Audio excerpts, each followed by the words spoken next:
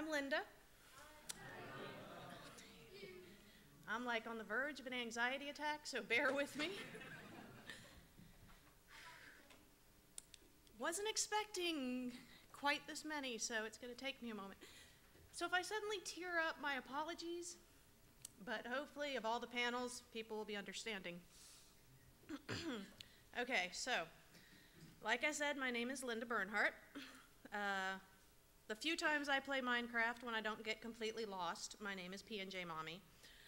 I really didn't expect to be the only person up here when I wrote the proposal for this panel, and so it's kind of a little wow.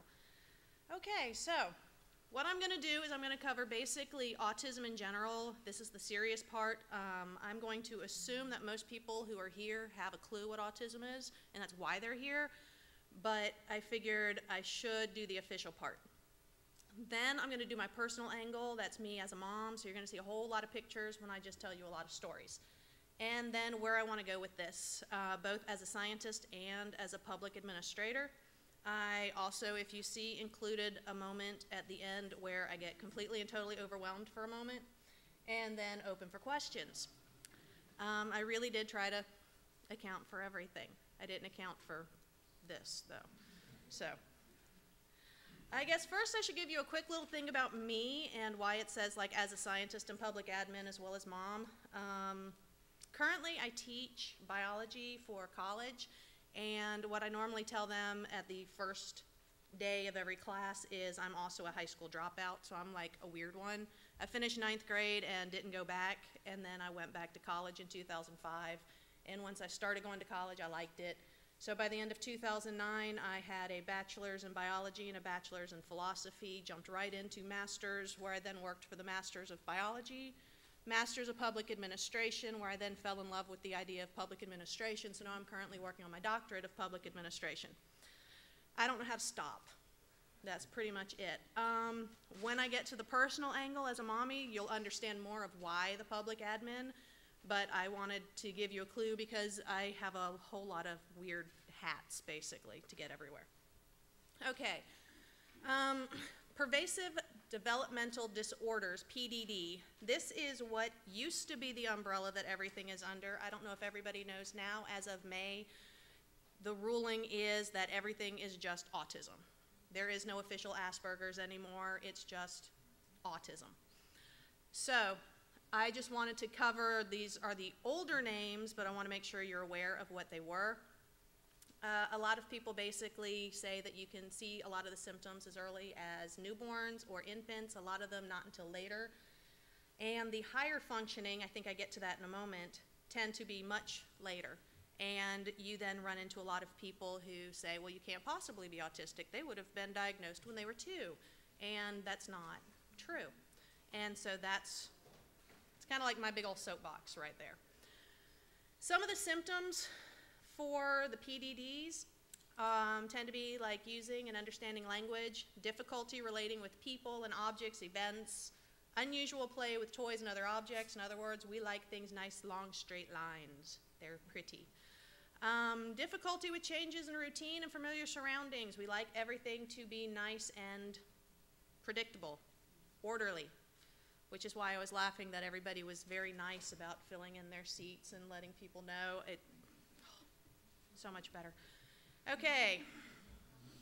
Hey, I was the squisher in the main thing earlier today. It was driving me crazy. Whew, it was hard. People got mad at me. Okay, now children with PDD are going to vary widely in abilities and intelligence and behaviors. This is why you can't simply say, well, I can tell somebody is autistic by looking at them. That's a load of crap. Everybody is different.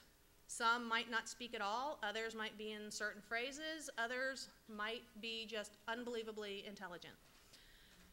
It's kind of just like what they call neurotypical, the normal people. You're going to have all scales, and like I said, that's kind of my soapbox issue right there. Repetitive play skills and limited social skills are normally rather noticeable, and unusual responses to sensory information like loud noises and lights are also common. What that is known as is comorbidity, where it's more than one thing at a time, and that one normally falls under the line of sensory processing disorder. And a lot of children have the sensory processing disorders, they go to get checked out, then they get diagnosed with autism, and then people forget about the sensory processing disorder and say, oh, this will fix everything, and it doesn't. So they're two totally different things. Yeah, we've been down that road. Okay, now autism. When it was kept separate from just the regular PDDs, autism was considered the most characteristic and best studied. We used to have classical autism or autistic disorder known as ASD, and that was considered the most severe. The main features of this would mostly be impaired social interaction. Sometimes they don't want to answer to their name, not making eye contact, not looking around at people, stuff like that, but everything else might seem rather normal, or they could also seem completely like every other kid, but then as they get older, they just kind of gravitate this direction. You guys ready for the first picture? Here we go. Can you pick my son that has Asperger's? Believe it or not, yeah, he's having a good time. He's wearing his social shirt, which says, you read my t-shirt, that's enough social interaction for today. I got him that for Christmas 2 years ago. Almost every time we go somewhere public, he puts that on. We have pictures of us at medieval times, this and that. Everybody else is smiling. People come up, is he having fun? He's like waving the flag, but it's not that he's not having fun. Yeah, that's him. And that's part of the autistic part. They don't get the social cues. They don't understand the tone of voice. He's 14 now. We're going through that where I have to explain to him, he's hurting my feelings when he says it like this. And I'm like, I know you're not meaning it, but tone really does hurt.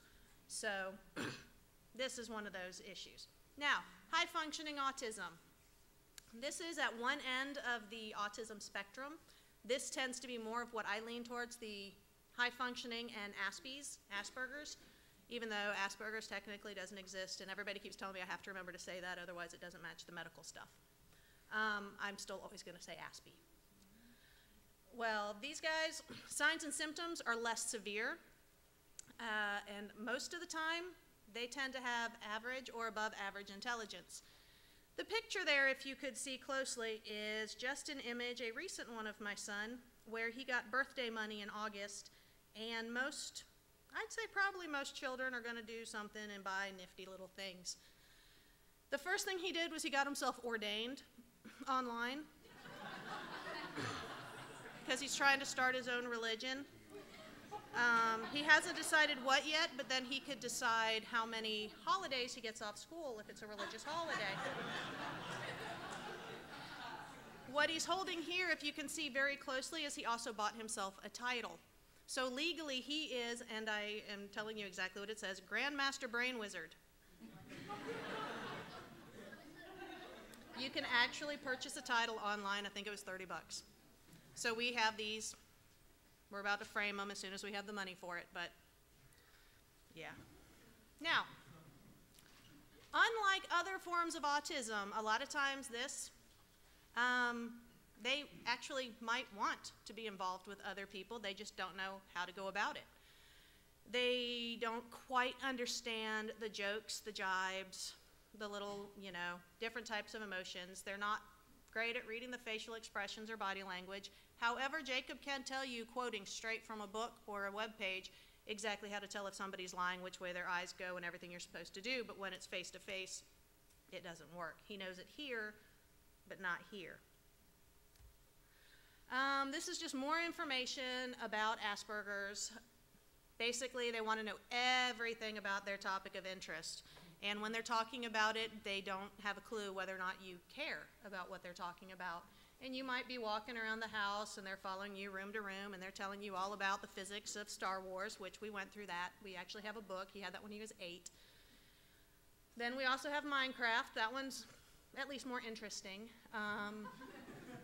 We did the dinosaurs, Right now he's on a rant about William Shakespeare, and he wrote an essay on why Romeo and Juliet should not be taught in school, and he ended, his conclusion begins with something along the lines of, it's not really a love story, it's a 3-day relationship that ends with more deaths than the average serial kills in a year. Or I'm sorry, in a lifetime. Wasn't it great? Yeah, I sent it to his teacher and said, you know, good luck. And she replied and said she actually agrees a lot. So you guys at least get the idea. Now, again, a little bit more of the serious Asperger part. A lot of times, developmental delays in motor skills. Jacob, my little one, he was actually walking at 7 months. Freaky. And I didn't even write it on the calendar because a 7-month-old is not supposed to walk, and it was really freaky, so I didn't count it. However, not really coordinated. So the year he decided to try out for basketball, it was kind of interesting to watch. He had never played basketball until the day of tryouts. He was then very grateful he didn't make it because he said that's a lot of work. But yeah.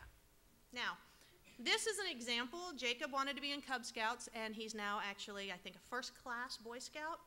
But this is an image I took a while back. It's really blurry because you may have noticed I'm not the steadiest of souls. But I took it at the time because it really stood out to me that he thinks he's in the group right here. But if you're looking at it, you clearly see he's not. But in his mind, he is right there with the group. We have been with these Boy Scouts for quite some time now. We then merged into a larger group a little over 2 years ago, and it has taken him 2 years to where now he's actually talking to everybody and he's making jokes, and now everyone's like, oh my God, he's so funny. I'm like, yeah, I know, you have to give him time. But I wanted to bring that because this is the social aspect. We're almost done with the serious parts here, or the educational parts. I just wanted to throw in some numbers because a lot of people seem to think it's not a whole lot of people have autism, but in 2008, about 1 in 88 children were identified on the autism spectrum. And that is only counting the kids who are tested up to age 8. It does not include anybody over the age of 8, and my son was over 8 when he was diagnosed, and it doesn't include adults. But that's a high number right there. And then why it's important to think about all of these things. That's okay. I was just noticing the title on here. I was like, I thought I put something different there. I got totally distracted. And I forgot to announce who I got the background from. It's Jab, Jab, Jab on DeviantArt, and I sent him a message and said I was going to announce that at the beginning, and I forgot. But hey, I remembered. I don't want to steal it, you know? Okay, anyway. High-functioning autism and Asperger's tend to continue having challenges. In children, more often than not, they're just said that their behavior isn't matching everybody else, or they're not talking like everybody else. Kindergarten, I got called in because they wanted me to have Jacob talk lower. I don't know how else to word it, to match the other kids. And I said, why don't you teach the other kids some vocabulary and bring them up? They didn't like that. But they stuck to it because I'm not going to tell my kid to dumb it down. But he's great at memorizing stuff, so normally young children do great academically. Then they get a little bit older, and the lack of social skills starts to get issues. If they're anything like my son, and you hit middle school, and they just throw 8,004 worksheets at you that make no sense on why you're doing them, your grades start to go like this, because why are you doing it if you already know it? So that's been a big thing we've done. And then in adults, a lot of times it can be difficult to live independently as adults. It doesn't mean they can't, but sometimes it takes a little more effort. It's not just like, hey, you're 18, go. You know, there's a little more of a transition needed. Now, for the personal stuff, why I love Minecraft. Believe it or not, that's actually both my kids. You can only see the bottom half of my older son. I did this just because obviously both of them love building. They love order. This is a picture of Jacob on the side with his homemade goggles made from a baseball and bottle cap, or jug caps, you know, like off of Powerades. He thought it was really nifty and wanted to wear it everywhere and couldn't understand why people looked at him weird. I think it's really creative. Kind of makes him a target, just a little bit. Here's a Boy Scout time. We're camping out. We have the group, and then we have what Jacob's doing during the group. Totally enjoying himself in his own little world, not quite with the group. All Our house, our life, loves Legos. That's his 12th birthday, downtown Disney. He thought he was in heaven with that wall o' Legos. I know, it's great, isn't it? We go back every chance we get. The other image, parents may understand, it's the importance of your computer when things get spilled on the keyboard. You can't just say, sorry, you can't play the computer. You learn quickly how to wash that sucker off, and you dry that thing so you can use it again. This has happened more than once. Now, how I ended up falling in love with Minecraft. Jacob, this is him getting, I think, what is that, the EEG? He had a tick for a long time where he couldn't stop snapping his head like this. So we went through the neurologists and stuff like that.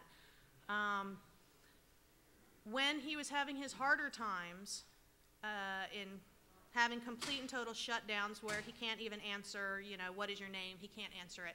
For him, it was a whine of, I don't know. And he wasn't being whiny or pestery. It's just his brain wasn't going to do it. I was still learning about everything, and I would do things like, well, do you want to sit over here? I don't know. Do you want me to pull you? And I was making it worse because I kept asking him because I didn't want to bully him or push him around, but I was making it worse. One of the things we found was Minecraft would help calm him down. So then later, when we decided to try medicine for the first time, because I was petrified to try medicine, but Jacob has Asperger's, social anxiety, general anxiety, acute agoraphobia, and sensory processing disorder. When he came up and told me he was tired of being anxious and he wanted to try medicine, I realized me saying no wasn't fair to him anymore. So we tried it. It did not go well.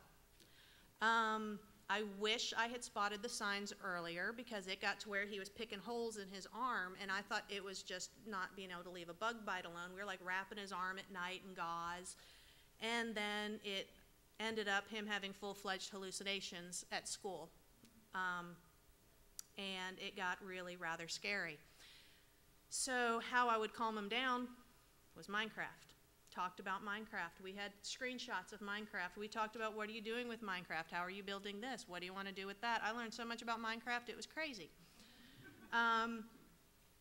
But then I yanked him off the medicine. We took him to the emergency room because I thought they had to be able to have something to flush it out, and they said, no, you're supposed to taper off, and I'm like, no. So we went home. I just took him straight off of it, which apparently can throw you for a loop, and he would like just fall off a chair because his balance would be gone like that. But we played Minecraft, and that's what helped keep him calm. That's when I started to absolutely love Minecraft. It's also what brought me to doing the DPA, because where I live, I am just a couple of miles north of the Florida border. I'm Lake Park, Georgia, really close. And we have nothing for the autistic community, nothing. And all I kept thinking was, if I had had somebody to run interference at the emergency room, somebody to explain to the nurse, no, you can't just yank his arm, do this, do that. You need to stop, you need to explain it. If I could have just somebody to answer the question so I could help keep him calm and I could try to keep my own panic as a mom down, life would be easier. So I started the doctorate for public administration to open a nonprofit so I can do an education and support thing about autism in my area. I want to bring Minecraft into it, and I'm going to get to that in just one moment. Here's Jacob last Christmas with his Boy Scout troop. Tell me if you can find him.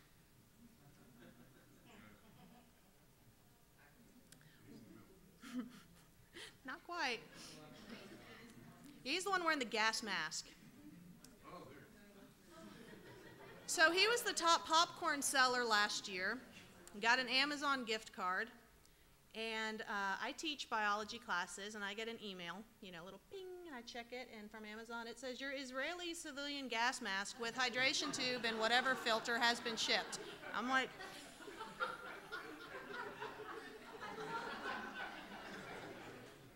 before that, he bought Shuriken stars, all on my account. So I asked him to please not buy weapons for a little while. I have no doubt we're on, you know, some kind of watch list. But his Boy Scout troop found when he could wear his gas mask, he was more social.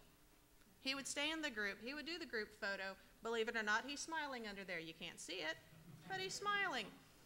I tried to tell him he couldn't wear the gas mask for this part because this was the Court of Honors. They're getting all their badges, and the leader, the guy with the white beard in the back, he said, as long as you tuck in your shirt, I'm fine. Okay. So we have worked very hard to find somewhere where he can belong. MINECON, the first one, that was right after all of the hallucinations and me falling in love with Minecraft because of what it could do for my kids. So we came to the first MINECON. We are not rich people. We are probably some of the poorest people you will meet. I am one of those people where I'm striving to hit poverty. I am an adjunct professor, can't find a full-time job. However, I will move every mountain to get him to here because that MINECON was the first time he was ever to go anywhere who he could turn to anybody and talk, and everyone was interested in what he said. Nobody glazed over, and that's what he said. I asked him, it's going to be a crowd, are you going to be okay? And he goes, yes, it's great because I turn and they listen. And that's where I normally start to tear.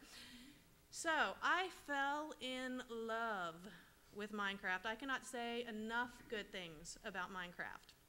So I was on a panel on the first MINECON. I volunteered to do the one about social interaction. And that's how he got to meet all these lovely people.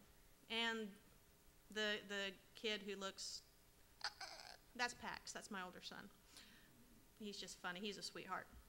Now, computer time. We went to the beach.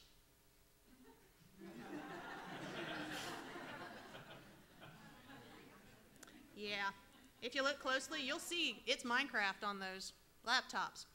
The little kid in the front is my nephew, Nicholas. He has ADHD. He's extremely, extremely hyper. When I told my sister he should try Minecraft, she said, psh, you can give it to him, but he'll only play it for 2 minutes. Nothing keeps his attention.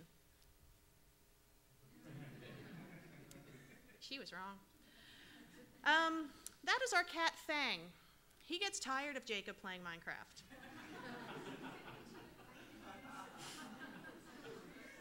That is one of my favorite pictures ever.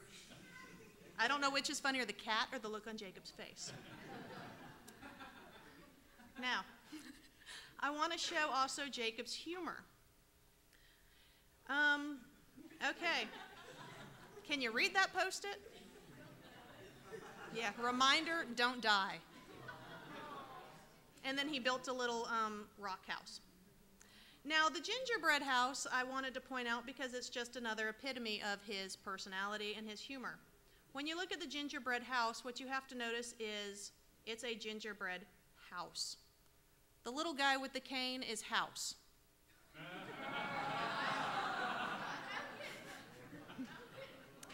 Dr. House. He wanted me to make sure to include that. He's very proud of his, gingerbread house. Now, he is known as Abandoned QWERTY, and apparently it did not save the last adjustments I made to this, so I'm not insane. This is how he sees himself. He drew himself with, paint on the computer, and that's him holding his certificate becoming ordained. That is his Friday outfit, his button-down shirt and his Doctor Who bow tie. His hair is normally rather messy, but that was picture day, and so he used half a thing of gel that I didn't know we owned. Because you're supposed to dress up for picture day. So there we go. Now, the final part is, I told you the reason I'm trying to get my DPA. It's in order to open the nonprofit. Where I want to use Minecraft for this is, Minecraft also helped Jacob socialize. He will talk like crazy to people online. He has so many online buddies, and when you ask him about his friends in real life, yeah, I got friends. What are their names? I don't know. Minecraft, holy crap, he'll start throwing all those names off just like that. However, I see somewhere that we can go further with Minecraft, and this is what I want to do whenever I get my nonprofits opened, is a lot of time the switching to a new school or place tends to be the most nerve-wracking, and I am thinking that if we have a group and work with it, and I would love this to go everywhere, if you get blueprints of the school, build it in Minecraft. Let the kid over the summer love his school in Minecraft. Learn the schedule. Every time there's a schedule change, play with it. Know where the nurse's station is. Know where the bathroom is in Minecraft. And then when they show up in person, we have actually gone into their world. And that's with my thing here. It's because a child with autism's not ignoring you. They're waiting for you to enter their world. And that's what Minecraft, I think, has done, is it's made it where we can. My hope for this, obviously, is the nonprofit, but I also really am hoping to start a research thing to see how much it helps different people with autism, because I know a lot of people say, oh, it's just a game, but it's more than that. And I think that's it, and I didn't burst into tears. Yay!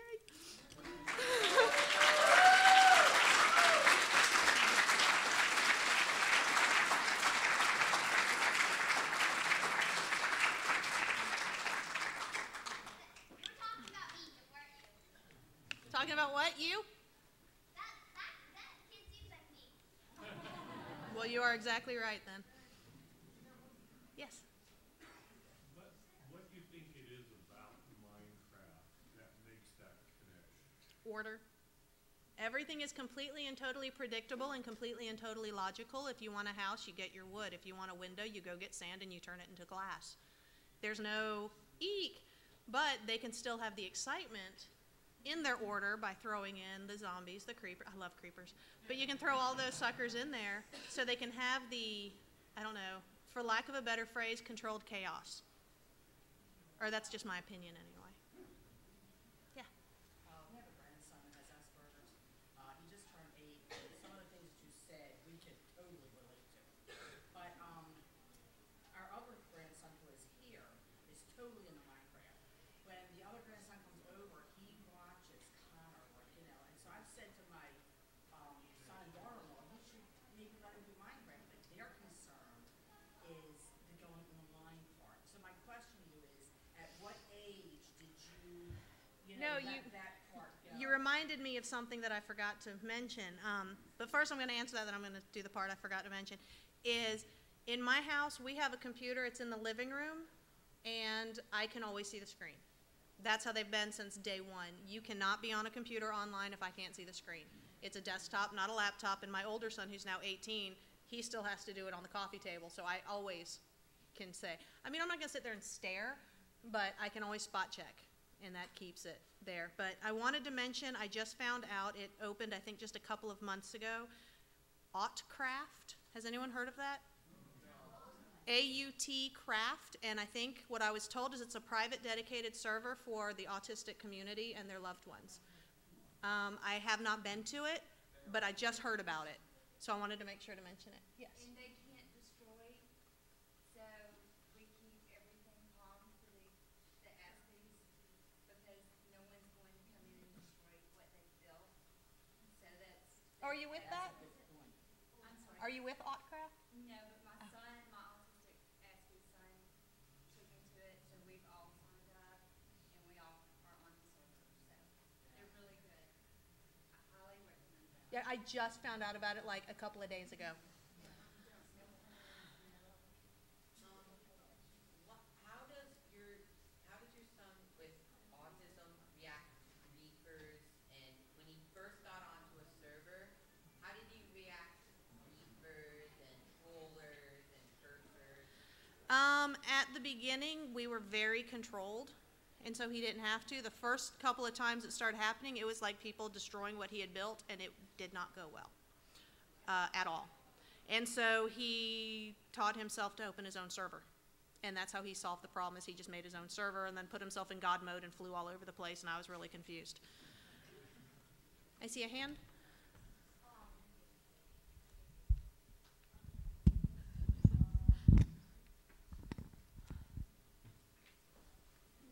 Okay. I was just going to say, when you were asking about some of the benefits too, my son, I guess, PDAS, but also had a lot of visual tracking issues and would like read part of a sentence and skip to the part of the second sentence. So we did all this eye training on the computer or the server board. It didn't really click, but then when we started doing Minecraft,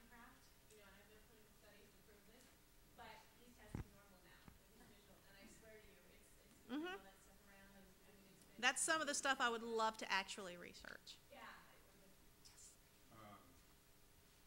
What do you think about entering the Minecraft world with your kid, where you can communicate in Minecraft I think it's wonderful. and have you done it? I think it's wonderful, yes, and my son has to save me often because he'll bring me into stuff and go, I want to test this out, come on in here, and I'm horrible at Minecraft. I mean, horrible. And I'm trying. I haven't even finished building a house, and I get lost, and I have yet to find water. But he brought me into one and said, here, I'm going to give you this, you feed it to the wolf, and then I beat the wolf with it because I hit the wrong thing, and then they're all attacking me, and he has to save me. And so I think that made him feel better because he is so much better at it than me, and so he just has to school me.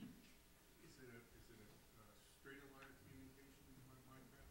Well, he and I will do it in the same room, and so we'll be talking while we do it. So it's just, but he doesn't have to look at me. He's here doing that and laughing at me because I'm getting mauled. He's 14 now.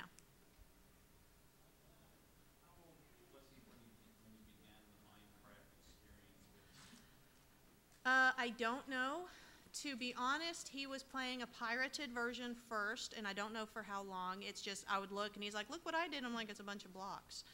I was very confused. I didn't really appreciate it until both of my kids did yard work for other people to save up money the summer of the first MINECON in order to purchase Minecraft. Both of them bought their own thing, and then that's when I started to go, wait a minute, this isn't just some little game. That was, what was that? Was that 2010? Yeah, 2010. That was 2011 is the first time. Okay, so it's 2011, so that was just a couple of years ago, so 12 maybe, but he was playing it before then. I just didn't know anything until then. And you had? My name is also Jacob. Yeah, Yeah. it's a good name. Also, the thing I want to point out is that you can turn into the monster spawn in survival, and you don't need a server to go into God mode. Oh, he's learned that since then. Yeah, he learned it since then. His first thing was, I just need to stop this, so he went, psh, I'll just make my own, because that's what he does. And did you remember your question? Yes. Okay. I was simply going to ask, does your son prefer playing in creative or survival mode? I believe survival. When he does creative, he does really weird things, like builds elaborate things for you to jump through, and then you flip a switch, and all that does is make something come up to put it back. But in survival mode, he goes all over the place. I get completely lost. I don't understand half of what's happening anymore. Yes.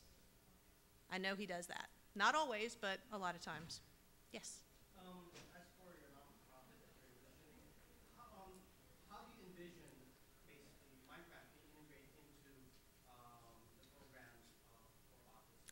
I have two things I want to do. One is the building up of like the schools online, so then they can see that, and we have a decent number of schools, and so I would need to talk to all the different school systems.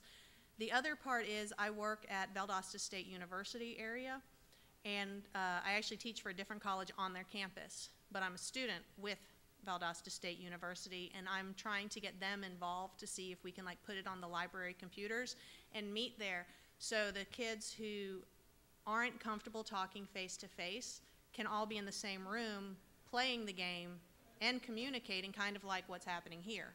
But it would all be local, and my hope is that that would then help them be more comfortable with those people when they're not there.